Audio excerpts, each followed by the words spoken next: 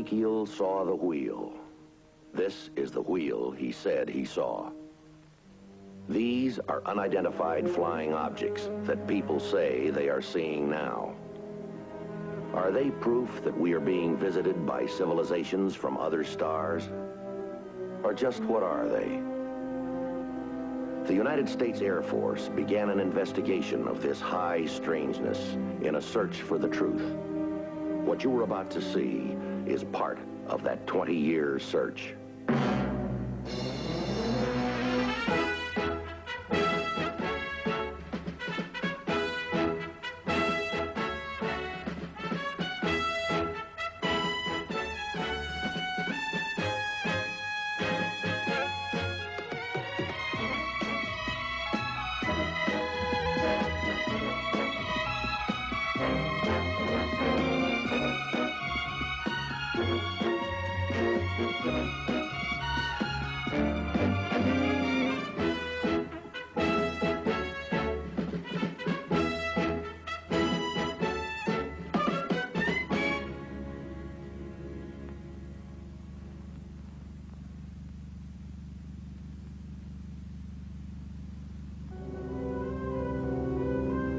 People. In 6 months, these will be flying around the world non-stop. Every airline, every country will be flooding us with orders. That stock you have will be worth millions. Stewardess. What's the trouble, Mrs. Jameson? Will you tell the pilot that we're being chased by a flying saucer? Look for yourself. See it down there? It's a flying saucer.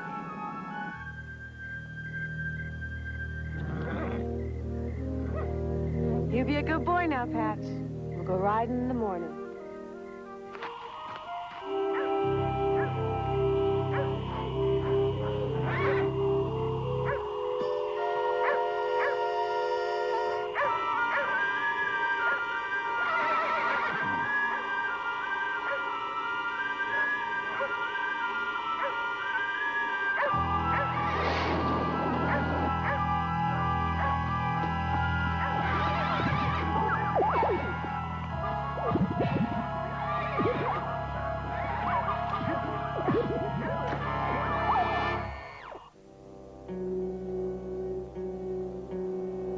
It has always been our contention, despite denials by the Air Force, that one day these extraterrestrial life forms will make themselves known to us. Excuse me, Professor Hollander, but I thought the thrust of your argument has been that they already have made themselves known to us. Only to a few select people. And why is that? The real truth is there are aliens out there. They are observing us. They are so far advanced that we could never comprehend them. And only when they are ready to reveal themselves to us will we know their intent, good or bad. The Air Force, for whatever the reasons, feel the general public cannot handle the concept of alien beings, that there would be widespread panic. And so they have done everything in their power to hide the truth.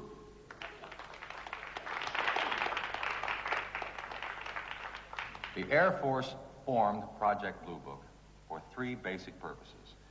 First, to determine that there was no threat to our national security.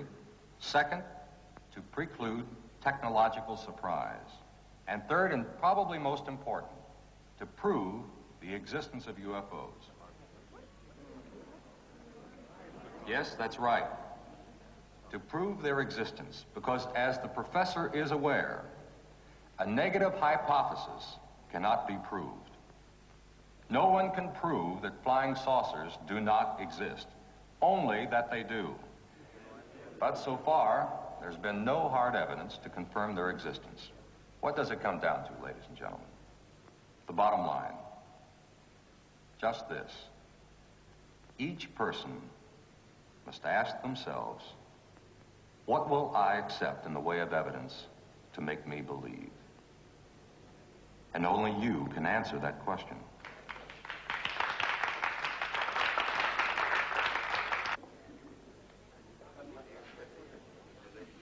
You were very good tonight, Jay. Oh, thank you, Kenny. You always seem to do your homework, don't you? People want to believe, Jake. That's something you don't seem to understand. I understand, and I know you do, judging from your latest book sales. They've sold well. I can't deny that. But my primary purpose always has been to seek the truth. Well, keep seeking, Kenny, and so will we.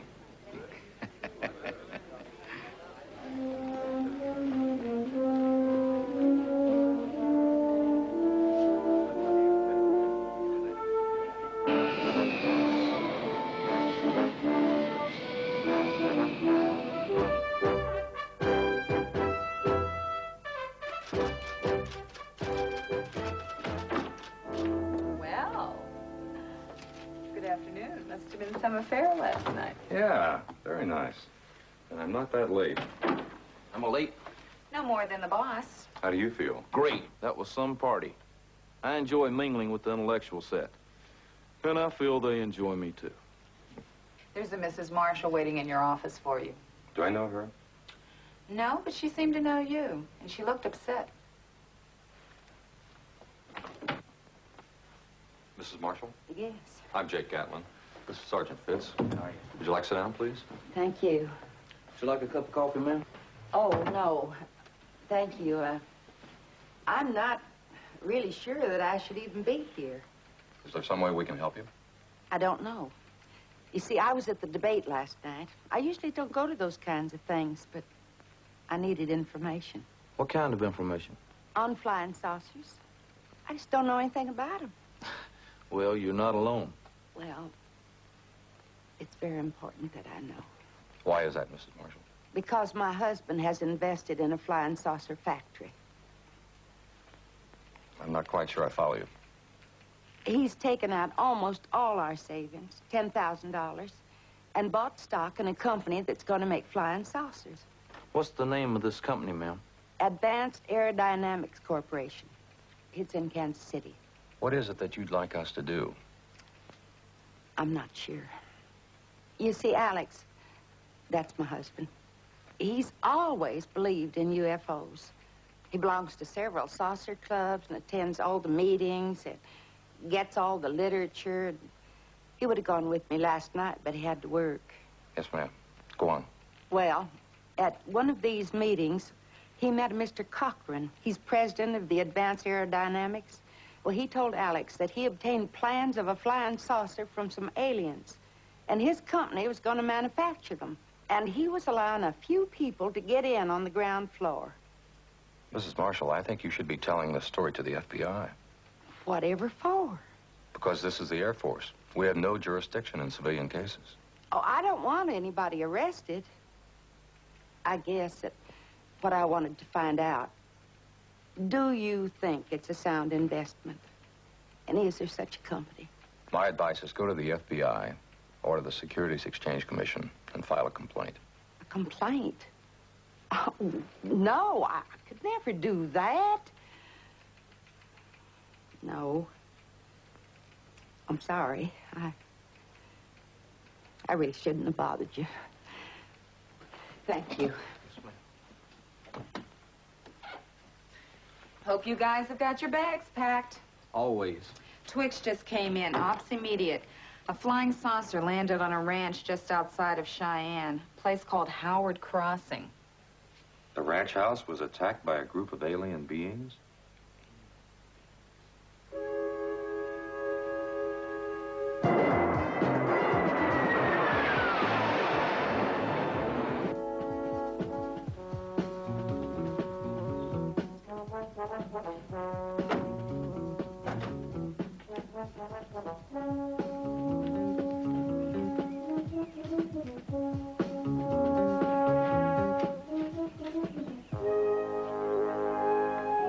Mr. Carlson, some people from the Air Force here to see you. Hello, Mr. Carlson. I'm Jake Gatlin.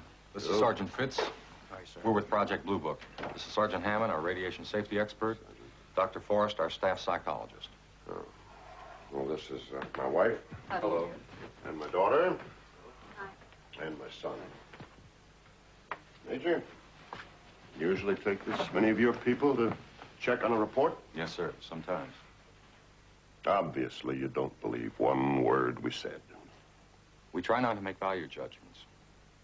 We're here to investigate and to gather enough evidence to substantiate your story. Substantiate? Let me tell you something, Major. I'm the 4th generation on this land. My great-grandfather built this ranch. He had to fight the Arapaho and the Cheyenne to do it. We're God-fearing people. We work hard. We go to church regular. And we do not cheat. And above all, we do not lie. We'd like to hear your story, Mr. Carlson, exactly as it happened. Well, so your psychologist there can decide if we're crazy or not? That's not the reason I'm here. The Blue Book people employ me on occasion as a consultant. And sometimes I'm able to pick up on things that the average person can't hear. In my book, Doctor, that comes down to the same thing. It really doesn't, Mr. Carlson. When people are subjected to traumatic experiences, the mind has a way of closing the door on events it doesn't want to deal with. Sometimes the right questions can help open that door. All right. Martin, tell them. Yes, sir. Well, it was the night before last. We'd just gotten home from a revival meeting over at Howard Crossing. Jeannie, my sister, had gone out to the stable to check on her horse. As Jeannie was coming back to the house, she saw this white ball of light in the sky.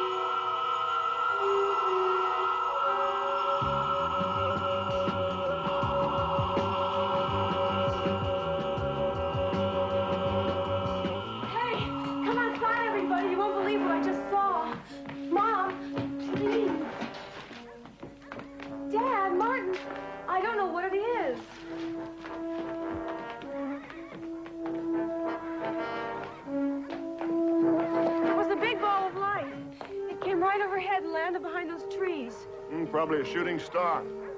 I think you're letting all those flying saucer reports go to your head, little sister. I think it's those acting lessons you've been taking over college. Well, whatever it was is gone now.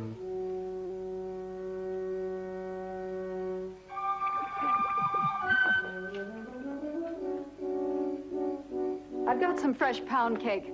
I'll go fix some coffee. Good.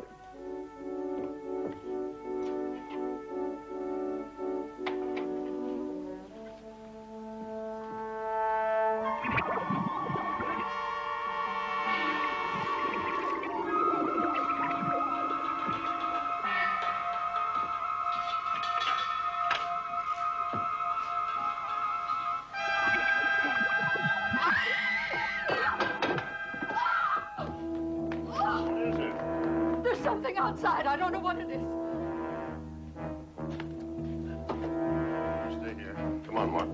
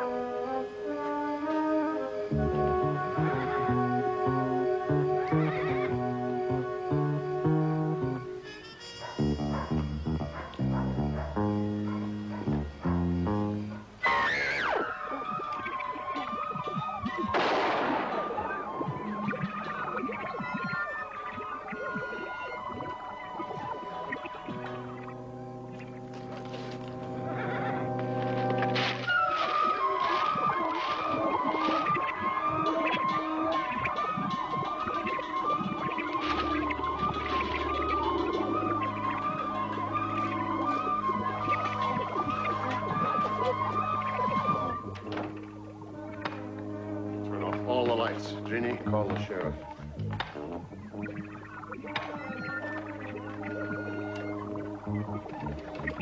It's dead.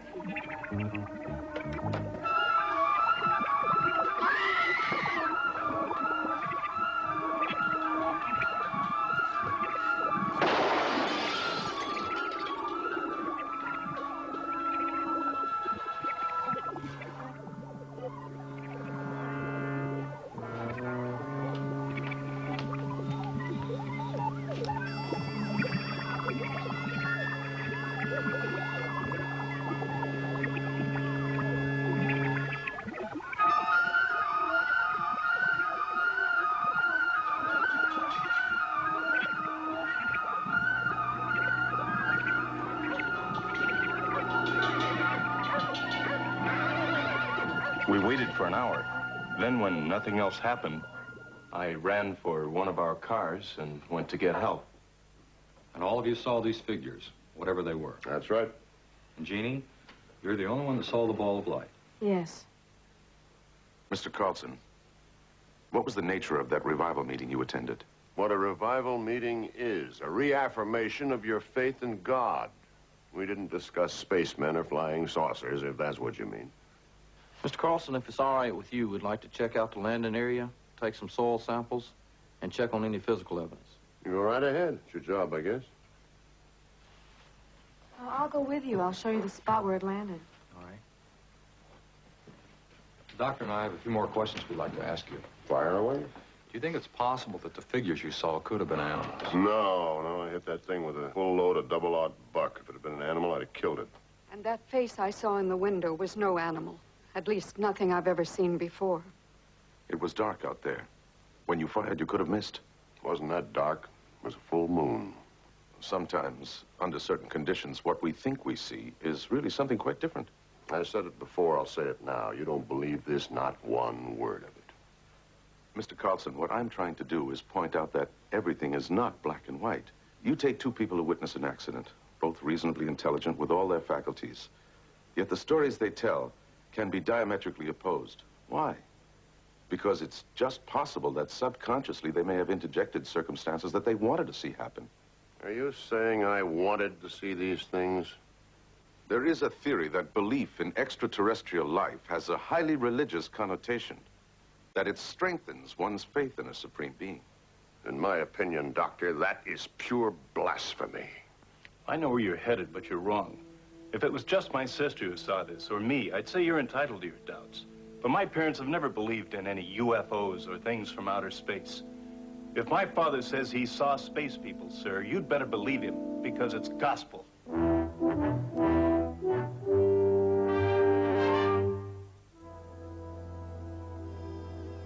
Sergeant Fitz, could I talk to you a minute? Yes, ma'am.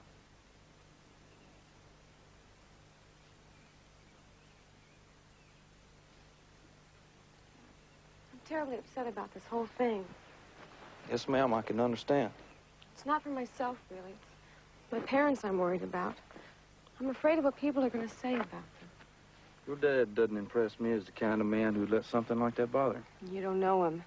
His reputation is his life. Every rancher around here looks to him for leadership.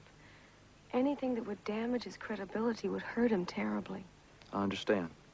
Running a ranch is not all fun and games. In these last couple of years, we've had more than our share of problems. What kind of problems? Drought, labor disputes, the rising price of grain and the falling price of cattle. Government regulations, you name it, we've had it. Last month, we even joined a tractor strike. You having financial troubles? My father's applied for a bank loan. It's only the second time in his life. He's borrowing a great deal of money, and if the loan doesn't go through, I don't know what will happen. And you feel with all this going on, the bankers might lose faith in your dad. That's why you people have got to prove our story's true.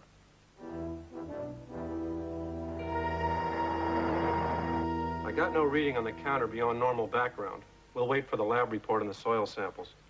As far as I could tell, there was no fuel residue, but the lab will have to confirm that, too. What do you think of the Carlsons, Doctor? They seem to be a normal, well-adjusted family. The father's a bit authoritarian, but no question he runs the show. Other than that, I noticed no deviant behavior. What about the daughter? Bright, impressionable, but hardly the hysterical type. You think this group is capable of making up a story and then sticking to it as a family? Possible. They have a deep sense of loyalty to each other. But then a question arises. Why would they do it? There's that bank loan. That's always a possibility. But I can't see Frederick Carlson involving himself in that kind of fabrication just to get money. No, I think it goes a lot deeper than that. Are you talking about religion? Sergeant Fitz. They had just come back from a revival meeting. Now, I don't know if any of you gentlemen have ever been to a good old-fashioned revival, but I want to tell you it can be an emotional experience. So, let's suppose the Carlsons come home from one of these meetings. The adrenaline is flowing. They're on their own natural high. The daughter sees something we don't know what. But you couple that with worldwide reports of flying saucers, religious fervor, and a full moon, and people's imagination can really start to work overtime. You think it was their imagination? Only a possibility. But whatever they saw, or think they saw, as far as they're concerned, they're telling the truth.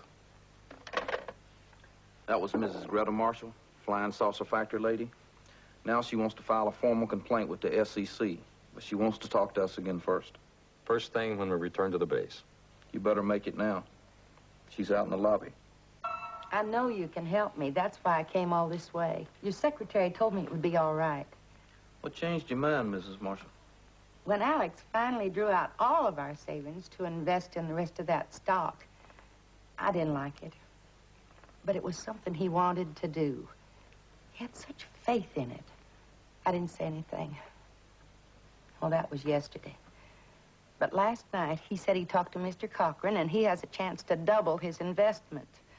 Major, he wants to take a second mortgage out on our house, and I can't just sit by and let that happen. I used my grocery money to take the plane here, so I'm desperate. Can you tell us any more about it? After we made our original investment, we were invited to Kansas City to see the saucer factory. When we saw that flying saucer, I have to admit it was breathtaking. Quite a sight, isn't it, folks? It sure is. Unbelievable. Just unbelievable. You're lucky people. In 6 months, these will be flying around the world nonstop. Every airline, every country will be flooding us with orders. That stock you have will be worth millions. Mr. Cochran, how does it work? Antimatter. Scientists have talked about it for years, but up until now, it's only been a theory. In other worlds, however, antimatter is an everyday energy source. I don't understand. What is antimatter? In layman's terms, it's simply a combination of elements which forms an anti-gravitational field. We have all the elements here on Earth. We've just never been able to whip up the formula. Could we go aboard, Mr. Cochran? I'm afraid not. It's in a white room. Absolute sterile conditions must be maintained at all times. But what's our government's position? I imagine something like this could be used as a weapon. We are working in full cooperation with the government. Every saucer will be processed by a special agency. We're like subcontractors to the government. I guess I should have asked more questions. There was so much I didn't understand. And then thinking about it later, it just didn't seem logical that the government would exercise so little control over something as important as this. You want to file a complaint, Mrs. Marshall? Yes. Yes, now I do.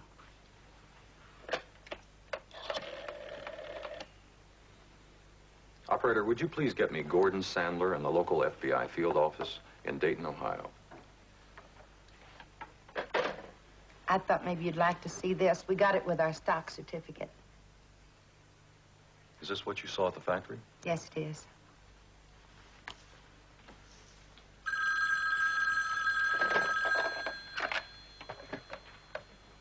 Thank you.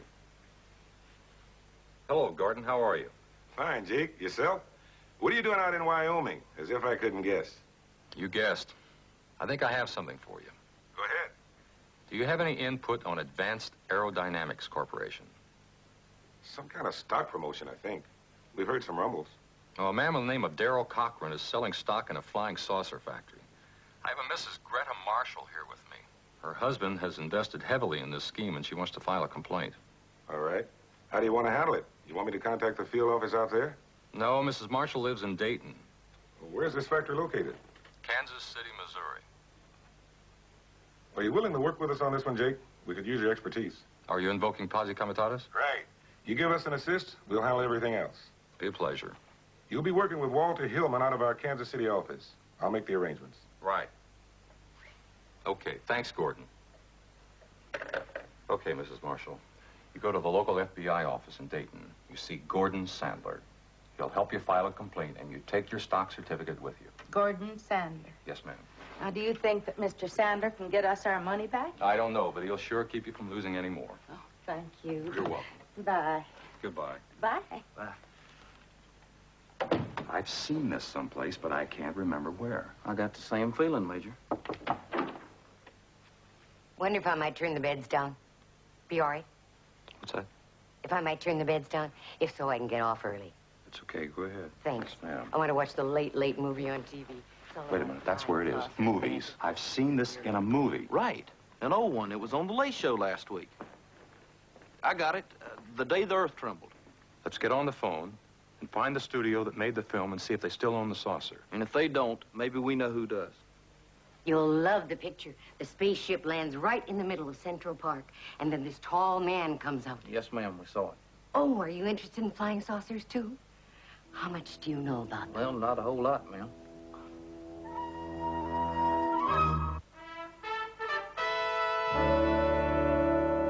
And you believe the Carlson story, is that right? No reason not to. I've known Fred Carlson all my life. Never seen him lie or even exaggerate. If he says it happened, I'll believe him. Yes, sir. I saw a UFO myself last week, a little past midnight. Big, silvery-looking thing. Followed my car for half a mile, then whoosh, just took off. They're all around us, you know. No doubt about that. Sheriff, what about animals not native to this area? Does anyone own any kind of exotic pets? No, not that I can think of. Oh, now, wait a minute. I just remembered. A couple of months ago, a small traveling circus come through here. And 2 of their chimpanzees escaped. You know, monkeys. We looked for them for days. Never could find them. You trying to say that's what Carlson saw? I don't know. It's possible. Well, thanks for your time, Sheriff. One more question, Sheriff. What about the Carlson's financial condition? Oh, not good, not bad, like most of the ranchers around here. Last couple of years been pretty rough. You might talk to Arnold Porter. He'd know more about that. Yes, sir. Who's Arnold Porter? He's president of the bank. Handles all of Carlson's business affairs. Thanks again. Can I give you boys a little friendly advice? Sure. We all like the Carlsons. They're good, upstanding people. We wouldn't want to see anybody coming around and trying to make problems for them. No, sir. Neither would we.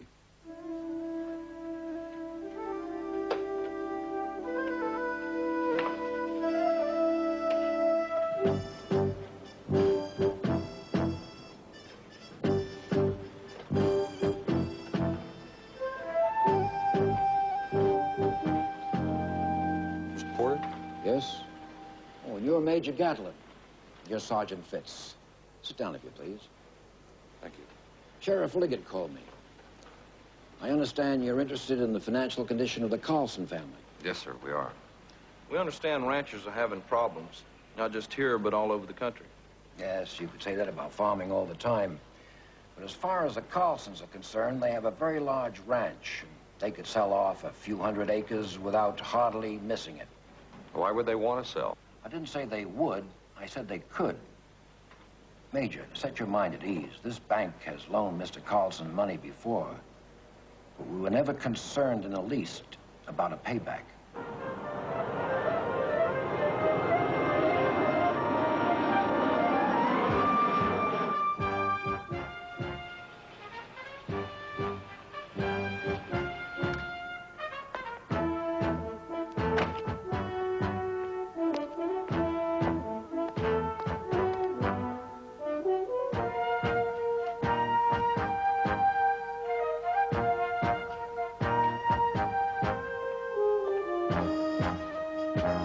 Yes, Lord Farnsworth, we have the 10,000 shares of stock set aside in your corporate name.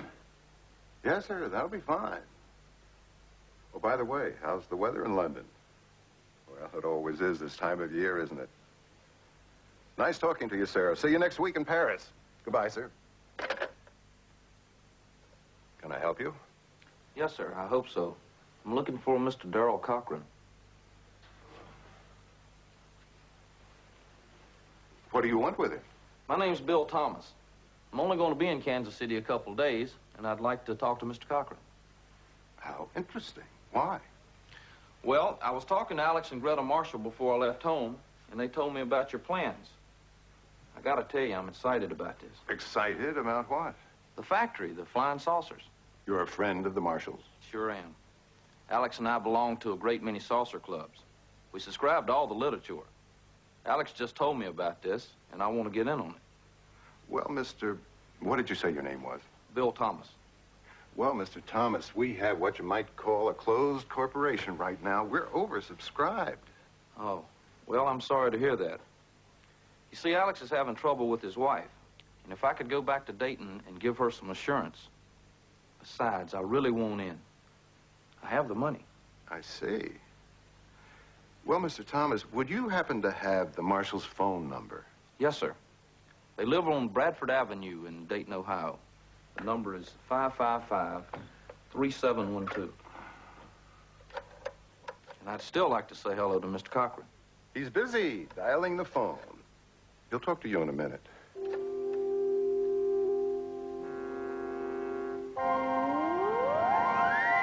And Cochran bought it? Yes, sir, after he phoned Marshall. We were a little concerned. We had to have a long talk with Alex Marshall to set this up. He's positive he's in on a moneymaker. So the only reason he'd go along is to make liars out of all of us. I'm supposed to be there first thing tomorrow morning with the money, cash. He'll have the stock certificates ready. And since I'm leaving town, I'll get to see the saucer right away. We'll need $10,000. No sweat. Ron, handle it. Mark bills, small denominations. We'll have the office staked out. You'll be wired when you go in there. We'll be able to hear everything that goes on. And we'll be right on Cochran's doorstep, Sergeant. Ron, what are we rolling on this job? TV repair truck. Okay, that's it. Yes, sir, I understand. Cochran's got a record. Goes back a long way. How much you think he's pulled in on this scheme? Our intelligence says he's suckered maybe 300-400 people. At $10,000 a crack, you're looking at better than $3 million. It's always hard for me to believe there's so many gullible people. I don't see why. You're one, aren't you, Mr. Thomas?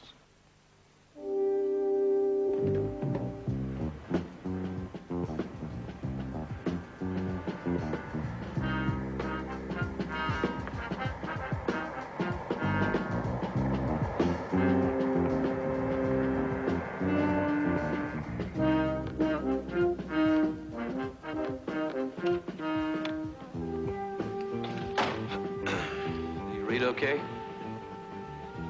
If so, hit your foot brake.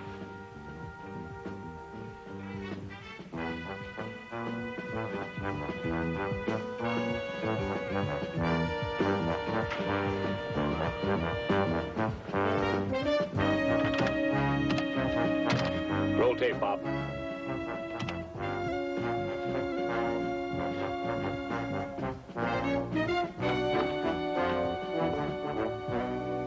Good morning, Mr. Thomas. Right on time. Yes, sir. I have all the papers filled out and your stock certificate ready.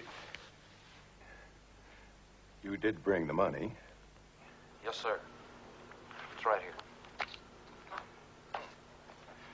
Phyllis, would you put this in the safe? Would you sign this, please, Mr. Thomas? Yes, sir. Here's your stock, Mr. Thomas. Congratulations. Thank you, Mr. Cochran. When can I see the saucer? Right now. Come with me.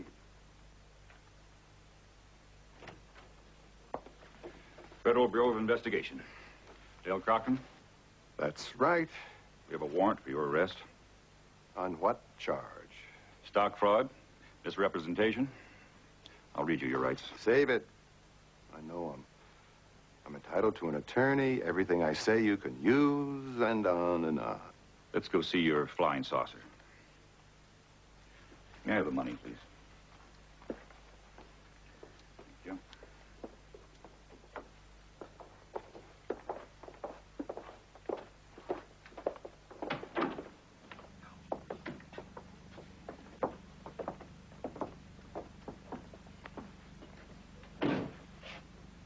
impressive. Let's all go take a closer look. You can't go in there. It's a white room. It's sterile. You better close that door. We talked to the motion picture studio where you purchased this saucer. Among other things, they auctioned off this particular piece some time ago. If that thing gets off the ground, you're home free.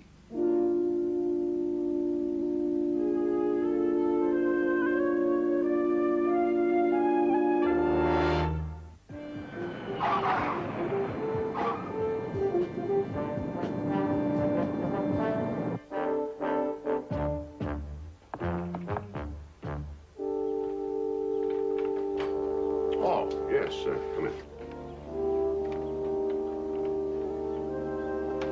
Hello, Mrs. Carlson.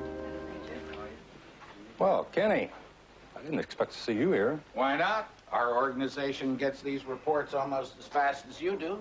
You didn't want to waste any time capitalizing on this one, right? That has a very bad connotation, Jake. Mr. Carlson, we came back to discuss our laboratory findings with you. Good. I'm sure we'd all be interested to hear what the Air Force has discovered. All our reports are negative, sir. No signs of radiation, no indication of a landing, such as depressions in the ground, fuel residue, or burn marks. No broken bushes or limbs of trees. No unidentified footprints. Exactly what I told you they'd say. In other words, the Air Force is calling me and my family liars. No, sir. We're just saying that we can't corroborate a sighting or an encounter without hard physical evidence. Sergeant, do you believe we're capable of making up such a story? No, ma'am. Without evidence, there's nothing we can do. You say there's no evidence, huh? What about that? You think we shot out that window just for the exercise?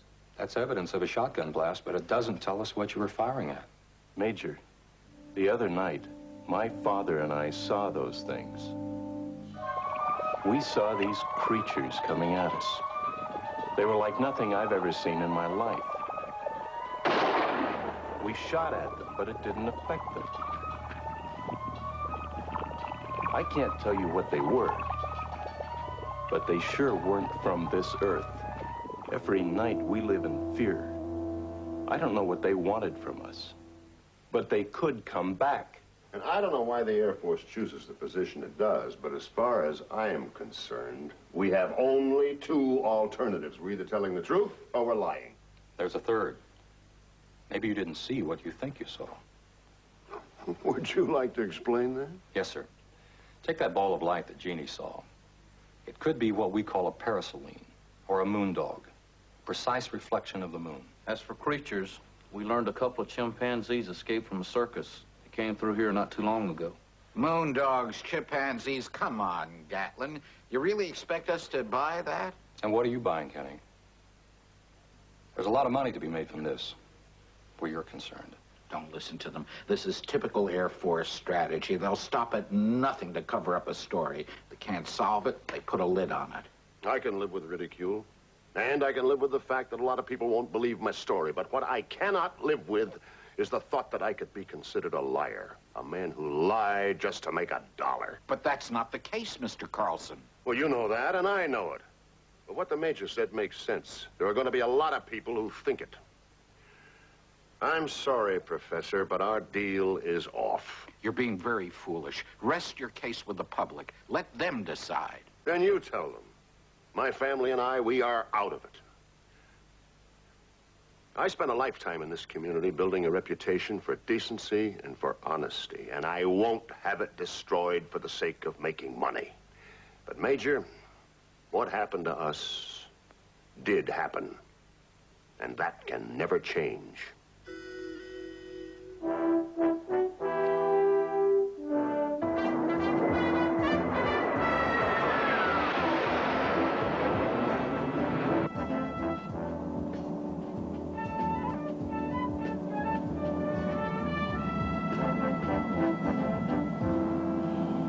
I really am whipped, sir.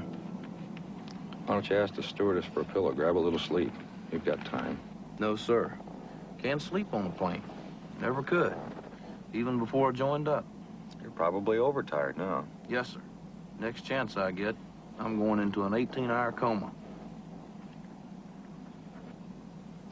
Pardon me, Major. The captain would like to see you up front. Sure. Now's your chance. Grab that pillow. Like I said, sir, never could sleep on an aircraft. Not even flying a mission.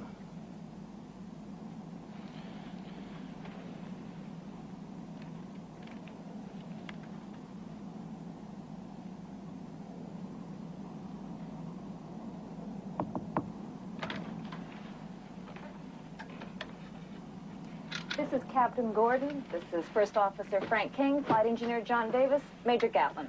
How are you? Major? Hi. Well, I'll leave you flyboys to your war stories. John, want to go on air so I can make a little talk with the Air Force? Coffee, Major? Yes, flag, please. 3 coffees. Yeah. Good to have you aboard, Major. Appreciate the upfront view, Captain. I see you fly command. Not much anymore. Fly desk most of the time. What do you fly when you fly? These days, T-39s, F-5s, T-33s. Respectable aircraft, all. Mary Jo Carver, Philadelphia. Nice name. Nice city. And where are you from, Sergeant? 6 Mile, South Carolina, northern part of the state. Sounds like a small town. But big in heart. You staying over in Salt Lake? No. 2-hour turnaround and back to Reno. Gee, it's too bad. Oh, why? Your ribbons, I see you have a green and white with a silver bar. What were you driving in Southeast Asia? F-105 Squadron. Thunder Chiefs, huh? You light off the back burner in one of those birds, and you're long gone. Speed of light, man. They're swift. You're mostly GDO now, huh? Foreign Technology Division, back in Ohio. Ooh, right Patterson Field, home of the UFO, huh? Is that it? That's it. Well, I thought since we were going to Salt Lake, we might amble over to the Mormon Tabernacle, you know? Listen to the choir, something like that. Something like that. Yeah, they really come on. Over 200 voices strong. They also have one of the biggest pipe organs in the world. Is that right? You know, I guess I've logged over 20,000 hours, and I've never seen anything yet that I couldn't explain. Good for you. But I guess they keep you people hopping, huh? Enter America, Flight 574, Salt Lake Center, over. Salt Lake, this 574, go ahead. 574, Salt Lake. You'll be cleared for descent after passage Bonneville Omni. Report out of flight, level 370, over. Salt Lake 574, will do. We estimate Bonneville fix in 9 minutes. Roger, 574. Oh, yeah. And the tabernacle itself? It was built by Brigham Young. It was constructed back in the 1800s, and the way the doors are designed, they all swing out for quick exit in case of fire. You know so much about it. I really feel like I've been there. You do? I sure do. Now I won't have to go, will I?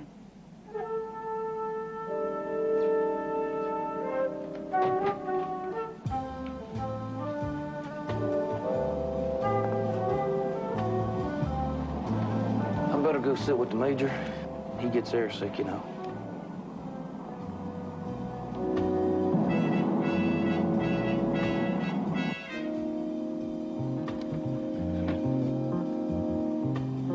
Look, there it is again. It's a real flying saucer. Oh, just look at it. It must be at least 200 feet long.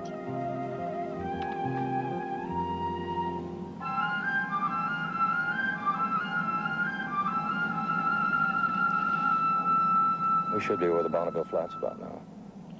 Lake beds. They had weather up here about a week ago, if memory serves. Those lake beds are usually dry, but since it rained, it only takes a couple of inches to make the mirror. Stewardess. What's the trouble, Mrs. Jameson? Will you tell the pilot that we're being chased by a flying saucer? Look for yourself. See it down there? It's a flying saucer. It keeps getting closer and then zooming away. Excuse me, Miss Jameson. That isn't a flying saucer, ma'am. Why, look at it. Don't tell me, young man. Have you ever seen one? No, ma'am, but I believe I can explain what you're seeing there. You don't have to explain to me. I have perfect eyesight. It's a flying saucer if I ever saw one, and I am now. No, ma'am, what you're seeing there is a reflection of the moon. The moon? Well, how can that be? The moon's not down there. There is no airplane that flies above the moon. If you look up as high as you can, you'll see the real moon. See it up there? It's a full moon, and its reflection is being picked up off the water in the lake beds below. Really? Well, then why does it get larger and then smaller? Those clouds below the airplane, you see them? Here it comes. The saucer's getting bigger now. Those are called high cirrus clouds, Mrs. Jameson. They're composed mostly of ice crystals, making them highly reflective and equally distortive. As we pass over the clouds, the reflection appears larger. When we hit a break in the cloud cover, the reflection grows smaller, giving the effect of coming closer to us and then moving away. Is that clear, Mrs. Jameson? About like mud. May I, Major? You see, ma'am, those clouds, it's like holding a magnifying glass over the reflection. Then taking it away, it gets smaller, right? Wrong. Take a look out there now. It's gone. See? Now we'll never know.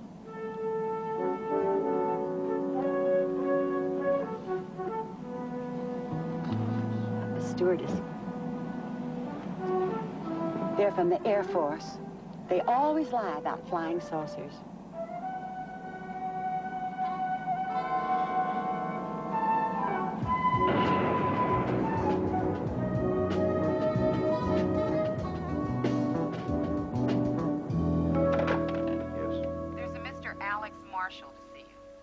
Send Mr. Marshall in.